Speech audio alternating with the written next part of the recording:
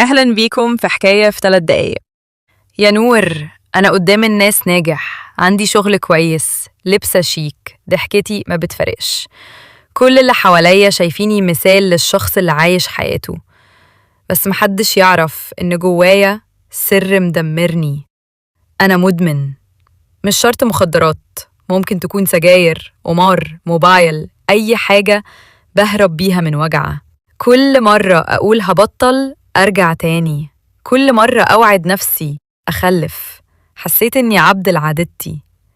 ليل طويل، دموع مخفية، وإحساس إني مش قادر أواجه نفسي.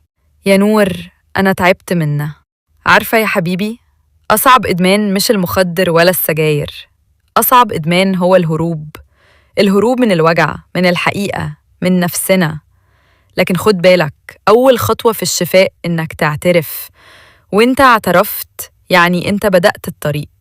مفيش حد معصوم ومفيش حد كامل، لكن في رب رحيم بيستناك تقع عشان تقوم أقوى. اطلب المساعدة، حتى لو من دكتور، حتى لو من صاحب صادق. ما تحملش السر ده لوحدك. صدقني، كل إدمان ليه علاج، وكل وجع ليه باب أمل.